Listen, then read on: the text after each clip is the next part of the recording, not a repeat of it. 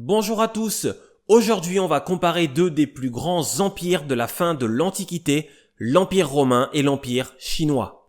Du 2e siècle avant Jésus-Christ jusqu'au 2e siècle après Jésus-Christ, ces deux empires ont chacun dominé une partie du monde sans jamais se rencontrer. À part quelques échanges commerciaux indirects, ces deux empires se sont royalement ignorés. Aujourd'hui, ça peut sembler assez improbable que deux empires aussi importants n'aient eu aucun lien entre eux, et on peut donc légitimement se demander si ces deux empires fonctionnaient de la même façon. Comme pour ma vidéo sur Sparte et Athènes, on va aujourd'hui comparer ces deux empires sur quelques points bien précis. Dernière petite précision avant de commencer, je vais sans doute prononcer les noms chinois à la française, et en plus je suis un peu malade, ce qui ne va pas arranger les choses. Donc si vous parlez chinois, excusez-moi d'avance pour la prononciation.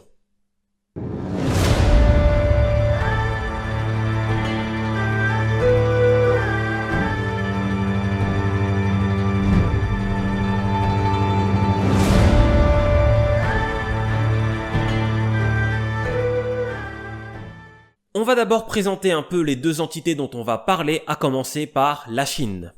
L'unification de la Chine est assez ancienne puisqu'elle remonterait au 2e millénaire avant Jésus-Christ.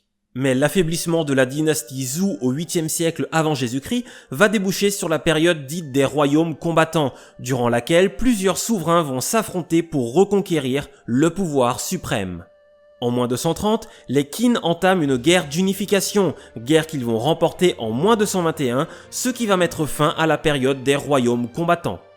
La Chine est de nouveau unie sous l'autorité de la dynastie Qin et de son premier empereur, Qin Shi Huang. Mais la dynastie Qin ne survivra pas à la mort de son empereur en moins 210. Après une période de guerre civile, Liu Beng, un fils de paysan, va restaurer l'ordre en moins 202 et installer sur le trône la dynastie Han, dont il sera le premier empereur. Cette dynastie Han va régner sur la Chine pendant près de 4 siècles, jusqu'en 220. On peut découper cette domination en 3 périodes. On a d'abord la période des Han occidentaux ou Han postérieurs, qui va durer de moins 202 jusqu'à l'an 9 et qui va permettre de consolider les institutions impériales. On a la période Xin de 9 à 23 qui voit l'empereur Wang Mang prendre le pouvoir et tenter d'instaurer sa dynastie, la dynastie Xin donc, mais sans succès. Et enfin, on a la période des Han orientaux ou des Han postérieurs de 25 à 220 qui va remettre la dynastie Han sur le trône impérial. La période des Han est considérée comme l'un des âges d'or de l'histoire de la Chine, car les Han ne vont pas rester inactifs. C'est notamment l'empereur Han Wudi qui va relancer l'expansion chinoise. Il va d'abord lancer des conquêtes au sud et s'emparer des royaumes de Minyue et de Nanyue, ce qui va lui permettre d'étendre son empire jusqu'au Sud-Vietnam. Il va ensuite progresser au nord en repoussant les Xiongnu et enfin conquérir le nord-ouest de la Corée. En plus de cela, il va créer un protectorat en Asie centrale. Au 1er siècle, l'empire chinois compte environ 60 millions d'habitants. Mais après l'usurpation de Wang Mang de 9 à 23, les Han postérieurs vont devoir faire face à toujours plus de révoltes, ce qui va conduire à une scission de l'empire en 220 et à la chute des Han. Pour Rome, on observe une évolution similaire avec quand même quelques spécificités. Comme vous devez le savoir si vous suivez ma chaîne, Rome est fondée vers le 8e siècle avant Jésus-Christ et devient une république vers moins 509. Au 3e siècle avant Jésus-Christ, Rome contrôle déjà l'Italie et son expansion va se heurter à une autre grande puissance locale, Carthage.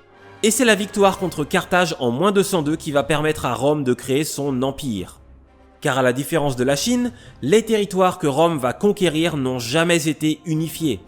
Au 2e siècle avant Jésus-Christ, Rome va conquérir l'Orient grec, se débarrasser définitivement de Carthage et s'emparer de son territoire et conquérir le sud de la Gaule.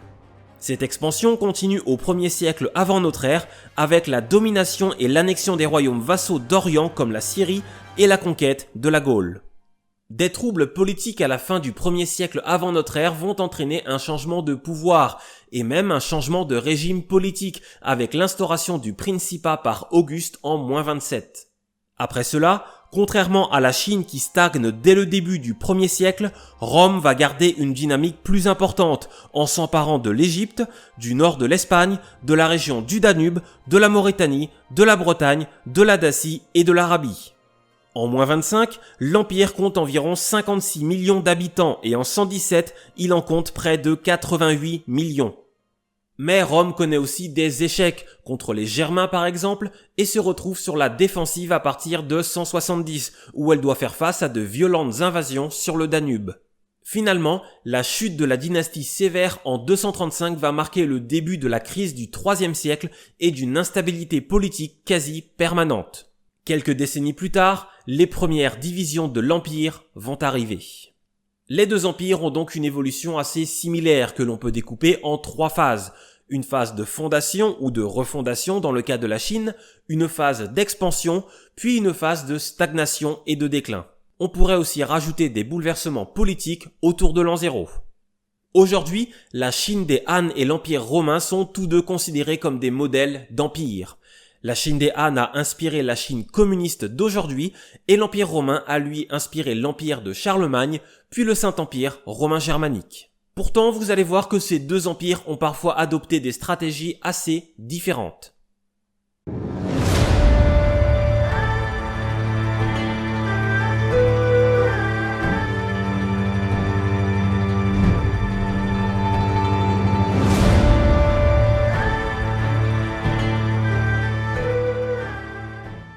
Comme on vient de le voir, les deux empires ont connu une phase de conquête assez importante, et qui dit conquête dit guerre et armée.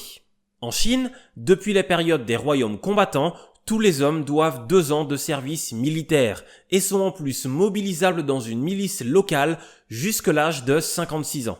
Mais dès l'époque de Wudi, les conscrits se révèlent assez peu efficaces contre les Xiongnu. Des soldats professionnels sont régulièrement engagés. Finalement, en 32, les Han postérieurs vont abandonner ce système de conscription et passer à une armée de volontaires, puis une armée de professionnels. En ce qui concerne les effectifs, les sources chinoises donnent des chiffres assez impressionnants. Pour la période des Han antérieurs, l'armée compterait entre 300 000 et 1 million de soldats, ce qui est considérable pour l'époque. Pour les Han postérieurs, les effectifs semblent plus être autour de 150 000 et 300 000. La plupart de ces soldats sont des fantassins lourds, équipés d'une cuirasse de lamelles de cuivre. Ils n'ont pas de bouclier et sont armés de lances, d'épées longues et d'arbalètes. En ce qui concerne l'organisation de cette armée, les soldats sont menés par des généraux professionnels qui apprennent l'art de la guerre. Les Han antérieurs sont très stricts avec les généraux qui prennent peu d'initiative, contrairement aux Han postérieurs qui ont du mal à contrôler les généraux. Progressivement, ils vont les remplacer par des eunuques ou des princes impériaux, qui sont de très mauvais généraux, mais sont fidèles à l'empereur.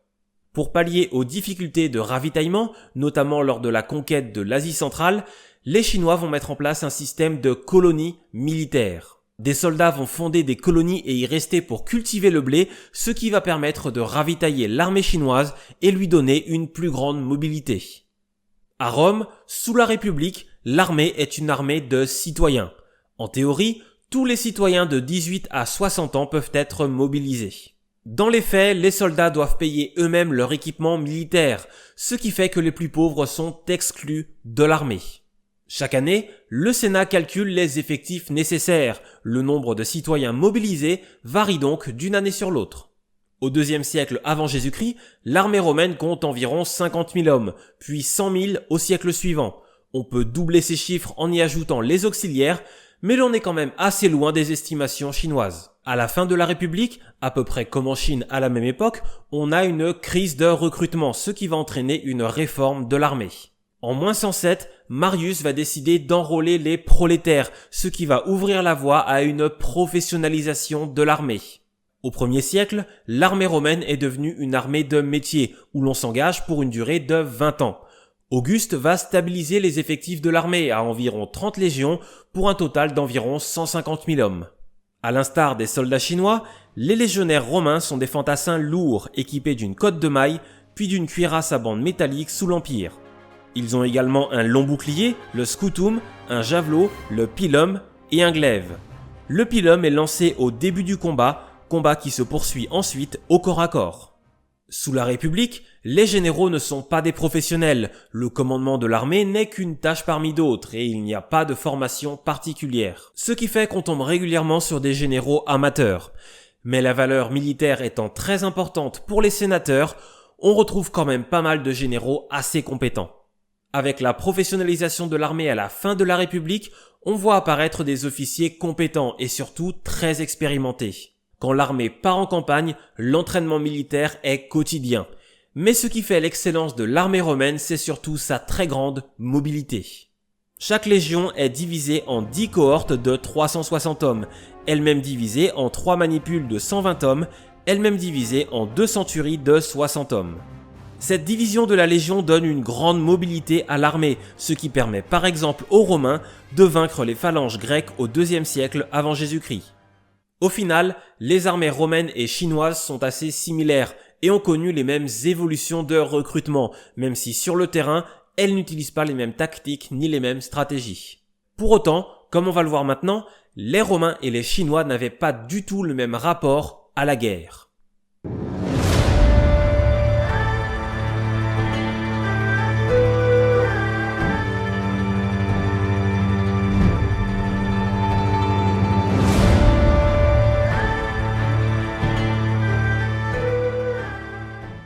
Il ne semble pas qu'il y ait eu d'un côté ou de l'autre une volonté de dominer le monde.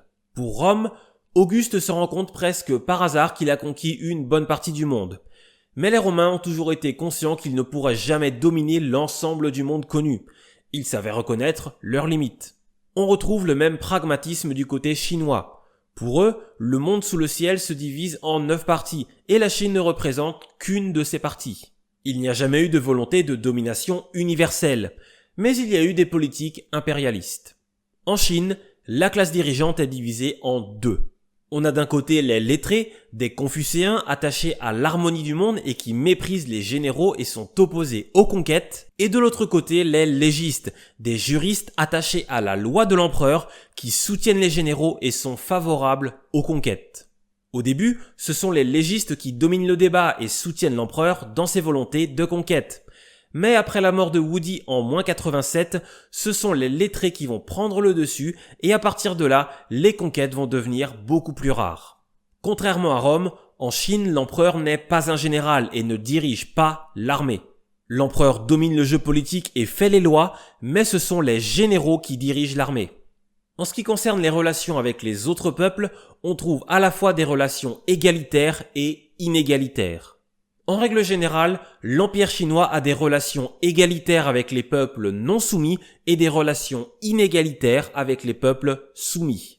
Les peuples non soumis traitent d'égal à égal avec l'empereur, tandis que les peuples soumis doivent rendre hommage à l'empereur, payer un tribut et souvent envoyer un otage à la cour impériale. À Rome, le principe des conquêtes n'est jamais remis en cause. L'impérialisme fait l'unanimité. Sous la République, les sénateurs sont même en compétition entre eux pour savoir qui obtiendra le meilleur commandement. Faire la guerre est important, cela permet de gagner du prestige et de distancer ses adversaires politiques. Vers la fin de la République, certains conservateurs vont tenter de freiner les conquêtes, mais uniquement par peur qu'un général ne devienne trop puissant et ne renverse le régime. Sous l'Empire, le Sénat sera contrôlé par l'empereur, et la compétition entre les sénateurs pour obtenir les meilleurs commandements va un petit peu s'affaiblir. Contrairement à l'empereur chinois, l'empereur romain est le premier des généraux. Un empereur romain ne permettra pas qu'un autre général le dépasse. C'est quelque chose de très fort dans l'idéologie impériale, même si dans les faits, la plupart des empereurs romains ne commandent pas directement les troupes et délèguent le commandement de l'armée à des légats.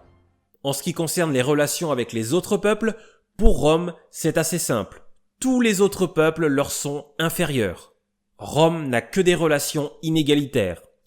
En même temps, il faut quand même reconnaître qu'il y a assez peu de peuples capables de résister à Rome.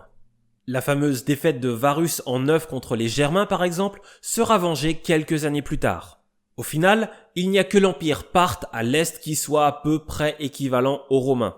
Sur le papier, les Romains ont une relation de puissance à puissance avec les Parthes, une relation que l'on pourrait presque qualifier d'égalitaire.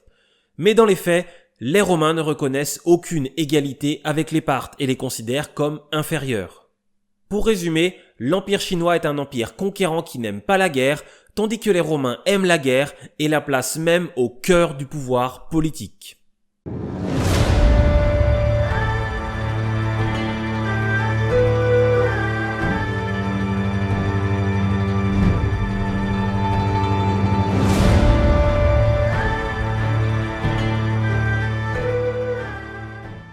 Les deux empires ont une conception de la figure impériale assez différente. En Chine, à partir des Han, l'idée que le ciel accorde le pouvoir impérial au souverain va s'imposer. Cette théorie, soutenue par les Confucéens, veut que ce soit le ciel qui choisisse l'empereur. Cette conception permet de légitimer l'arrivée de nouvelles dynasties, mais aussi de légitimer la chute d'un empereur. Pour autant, en Chine, le pouvoir impérial est héréditaire. On est empereur de père en fils. Du moins en théorie, parce qu'il y a quand même pas mal de manipulations dans l'ordre de succession. L'idéologie impériale développe aussi l'idée que l'empire permet d'ordonner le monde et de perfectionner ses habitants, de les rendre meilleurs. Cela en opposition avec le monde barbare à l'extérieur de l'empire, qui est le monde du désordre et de la confusion. Enfin, il y a aussi l'idée que l'empereur de Chine est le maître du temps, qu'il est chargé du renouvellement du cycle du temps. Chaque mois et chaque saison, l'empereur se rend dans un temple pour célébrer des rites qui sont censés relancer le cycle du temps. D'ailleurs, seul l'empereur et sa famille peuvent entrer dans les temples. Mis à part avec ces rites, on ne sait pas exactement comment était diffusée l'idéologie impériale au sein de l'empire, en grande partie à cause du fait que la plupart des monuments étaient en bois et ne sont pas parvenus jusqu'à nous. On peut quand même noter qu'après leur mort, les empereurs chinois reposaient dans des complexes funéraires assez impressionnants. À titre d'exemple, le parc funéraire de l'empereur Jingdi, qui a régné de 156 à 141 avant Jésus-Christ, s'étend quand même sur 12 km². À Rome, en théorie, la légitimité du pouvoir des consuls et de l'empereur vient du peuple. Même sous l'Empire, et même si c'est plus une formalité qu'autre chose, les pouvoirs de l'empereur sont votés par le Sénat et ratifiés par le peuple. Je vous dis en théorie, parce que dans les faits, à Rome, la véritable légitimité vient de la victoire militaire. Il y a une véritable théologie de la victoire, une reconnaissance des dieux par la victoire. Un consul ou un empereur qui connaît la défaite peut légitimement être défait. Cette théologie va d'ailleurs fragiliser le pouvoir dynastique. La transmission du pouvoir impérial justement n'est pas toujours héréditaire. À Rome, quand tout se passe bien, ce qui est loin d'être toujours le cas, l'empereur choisit son héritier qui peut être son fils ou son fils adoptif. Si l'empereur veut nommer quelqu'un d'autre que son fils biologique comme héritier ou s'il n'a pas de fils biologique, il doit adopter la personne qu'il souhaite voir lui succéder afin de le légitimer. Auguste, en tant que premier empereur, va mettre en place toute une idéologie impériale qui sera assez largement reprise par la suite. Déjà, il va justifier la domination romaine par le fait que cette domination apporte la paix. C'est ce que l'on appelle la Pax Romana. Il va aussi remplacer certains rituels religieux par des rituels qui ont pour but d'honorer l'empereur. Dès le début, l'image de l'empereur est très importante et Auguste va diffuser cette image, ce qui n'est pas forcément simple car l'empire est assez grand. Il va d'abord utiliser la monnaie romaine sur laquelle figure le portrait de l'empereur. Il va aussi utiliser les textes et les écrivains, mais surtout, il va lancer la construction de monuments partout dans l'empire. Que ce soit des statues ou des bas-reliefs, toutes les grandes villes de l'empire, et parfois même les plus petites, vont avoir un ou plusieurs monuments à l'effigie de l'empereur.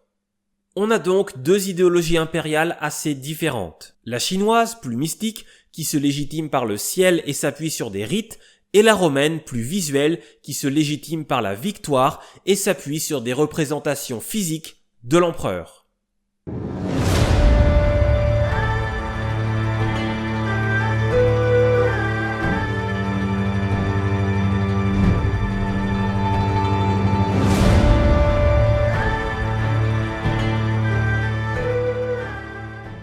Comme je vous le disais en introduction, ces deux empires se sont totalement ignorés, en grande partie à cause du fait qu'entre les deux, il y avait l'empire Parthe. D'ailleurs, les Parthes ont tout fait pour bloquer les relations entre les deux empires. Par exemple, vers 90, le général chinois Ban Chao envoie une ambassade aux Parthes et souhaite ensuite continuer vers l'ouest. Mais les Parthes vont tout faire pour le dissuader d'aller plus à l'ouest.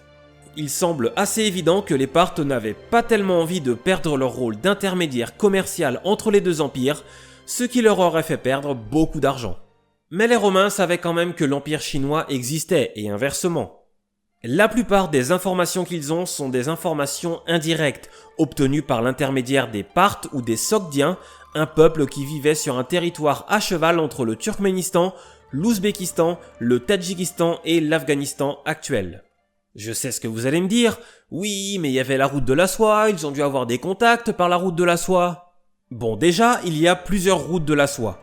Et ensuite, en Chine, la soie est un monopole impérial et est utilisée par les empereurs pour faire des cadeaux. Il y a bien du commerce de la soie, mais il est assez limité. Pour en revenir aux routes de la soie, ces routes empruntent plusieurs itinéraires et la plupart des marchands qui empruntent ces routes ne font pas tout le trajet. Il y a des relais. Les marchands chinois, même s'ils transportent de la soie, ne vont pas jusqu'à Rome. Ils vendent leur soie à mi-parcours à de nouveaux marchands, des Sogdiens par exemple, qui vont se rendre à Rome pour vendre la soie aux Romains.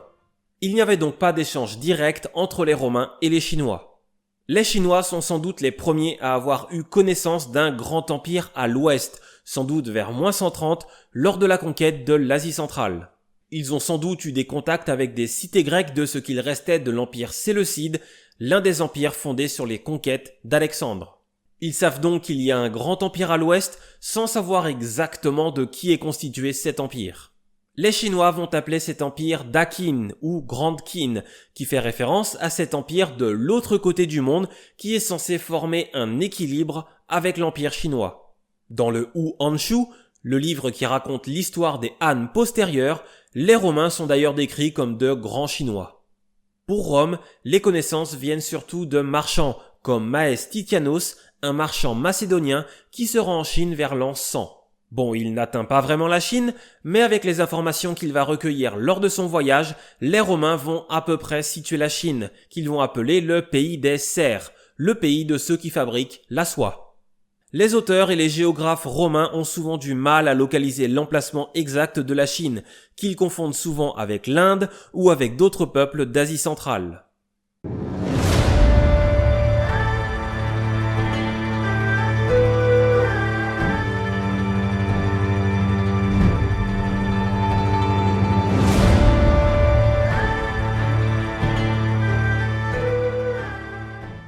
D'une façon assez surprenante, les deux empires vont commencer à décliner à peu près à la même période, à la fin du IIe siècle. En Chine, au IIe siècle, l'affaiblissement de l'empereur et des rivalités entre les eunuques, les généraux et les hauts fonctionnaires vont entraîner une fragilisation de l'ensemble du système. Han Xiandi, le dernier empereur de la dynastie Han, monte sur le trône dans des circonstances assez troubles en 189.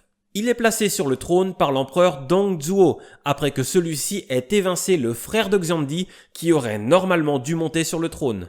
Han Xiandi est donc sous l'influence de Dongzhuo qui exerce la réalité du pouvoir. L'assassinat de Dongzhuo ne va pas arranger les choses, car du coup l'empereur va se retrouver sans soutien. Finalement, à partir de 196, c'est le général Cao Cao qui avait combattu Dongzhuo qui va exercer son influence sur l'empereur et de fait, diriger l'empire. Mais cela ne va pas plaire à tout le monde, et une guerre civile va éclater et conduire à la division de l'empire. Pour ceux qui l'ont vu, le film Les Trois Royaumes raconte cette guerre civile.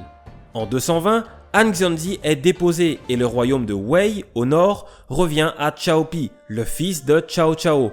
Le royaume de Shu'an, au sud-ouest, revient à Liu Bei, et le royaume de Wu, au sud, revient à Sun Quan. C'est le début d'une période qu'on appelle les Trois Royaumes.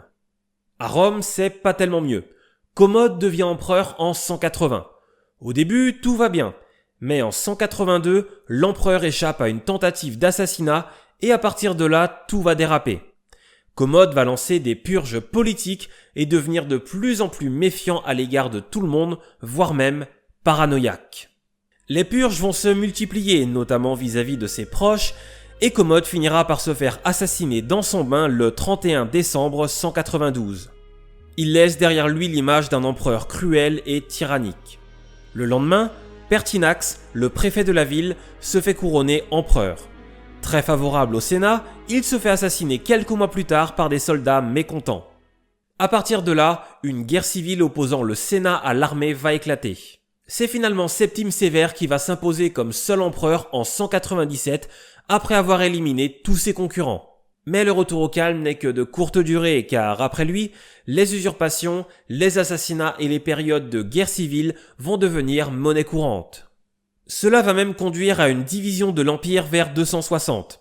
L'Empire sera ensuite réunifié en 275, mais seulement temporairement. Entre 235 et 285, 64 empereurs ou usurpateurs différents vont diriger l'Empire. Rome ne se relèvera jamais de ces troubles et finira par disparaître quelques siècles plus tard.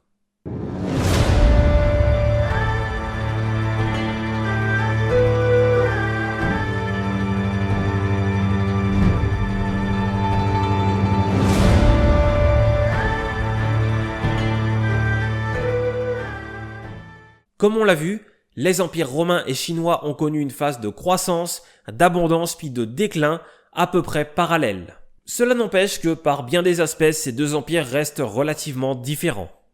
Comme vous l'avez vu, j'ai plutôt axé cette vidéo sur le pouvoir impérial pour pouvoir développer bien en profondeur ce point-là. Mais du coup, j'ai un peu laissé de côté ce qui concerne le fonctionnement de l'empire ou l'économie. Du coup, n'hésitez pas à me dire en commentaire si un deuxième épisode sur ces thématiques vous intéresse. Et comme pour la vidéo sur Athènes et Sparte, je n'ai pas pu tout développer, j'ai plutôt donné des idées générales afin de pouvoir comparer un peu plus simplement les deux empires.